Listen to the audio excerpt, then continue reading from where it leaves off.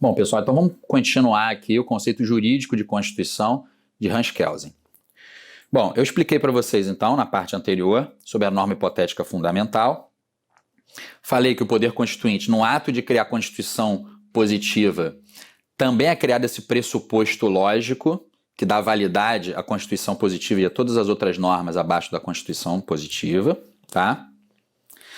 E vou dar como exemplo essa pirâmide feita por Michel Temer no seu livro, Elementos de Direito Constitucional. Vamos lá. Então, segundo Michel Temer, pensando na realidade do Estado, né, você tem lá uma ordem de um chefe de seção, de uma repartição pública, tá? Por que as pessoas devem cumprir a ordem do chefe de seção? Porque houve uma portaria que deu autoridade, que dá validade ao chefe de seção para emitir essa ordem. Tudo bem, mas por que eu devo seguir essa portaria? Porque houve uma resolução do secretário de Estado determinando que essa portaria poderia ser expedida pelo diretor de divisão.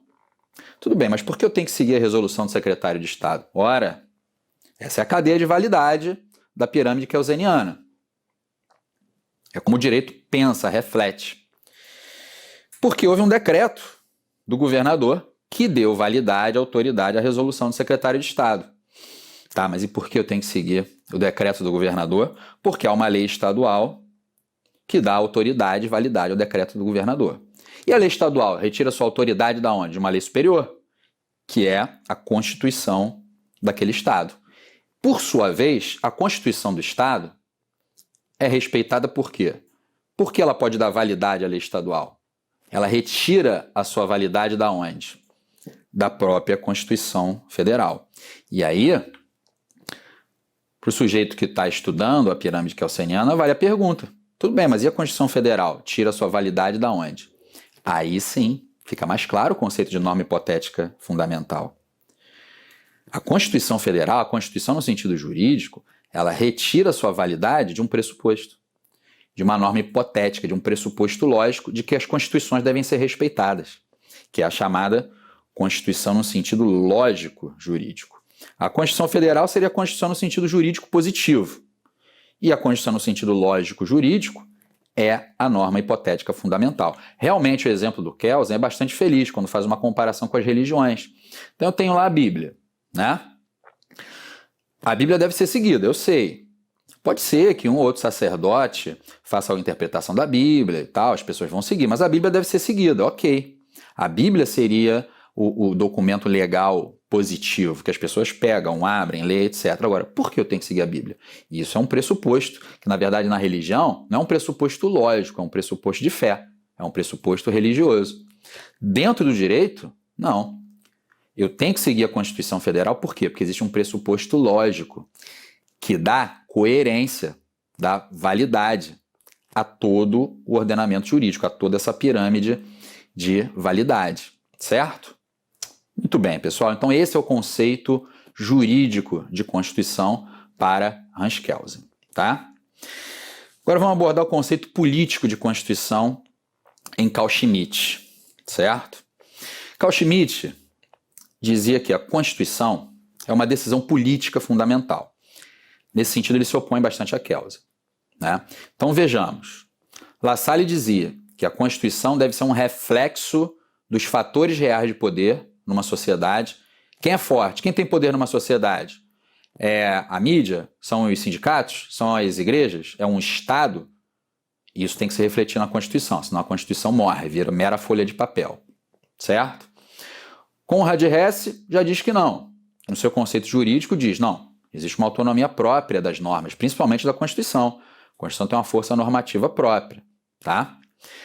Kelsen já diz, olha, Constituição é um conceito puramente jurídico, o que existe no mundo real não interfere e faz aquela diferenciação entre a Constituição mesmo, a Constituição no sentido jurídico positivo, e a Constituição no sentido lógico jurídico, que é a norma hipotética fundamental.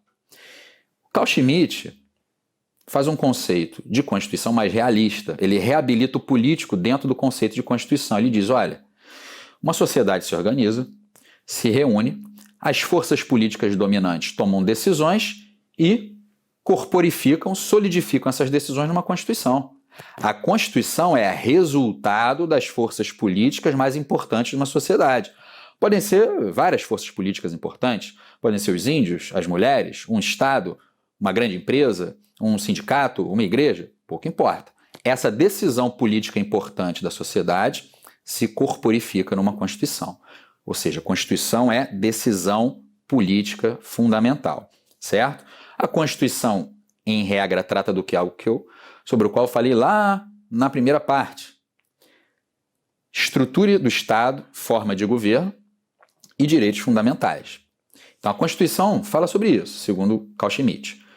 Como o Estado se organiza, como as forças políticas devem se comportar, como funcionam os partidos políticos, se o país é uma república ou uma monarquia, se o regime é democrático ou não, se é presidencialista ou parlamentarista, e tem a ver o quê? Com o Estado, com a política. E, ao mesmo tempo, a Constituição fala também sobre direitos fundamentais.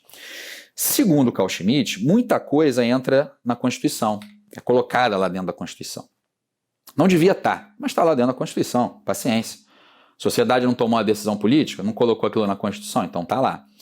O que o Carl Schmitt diz é o seguinte, tudo isso que está dentro da Constituição, mas não tem essência constitucional, não é tipicamente constitucional, é chamado de lei constitucional. É um conceito que ele cria. Então, lei constitucional o quê? São matérias atípicas inseridas na Constituição jurídica. Ou seja, são normas que estão dentro da Constituição, mas não têm a ver com Estado, com forma de governo, com política e com direitos fundamentais. Está lá dentro, está dentro da Constituição, mas não tem a ver. Então ele chama de leis constitucionais, certo? Depois a gente vai relembrar esse conceito de leis constitucionais quando estudar a diferença entre Constituição material e Constituição formal. Então vamos encerrar aqui essa aula e eu continuo outros conceitos de Constituição na próxima.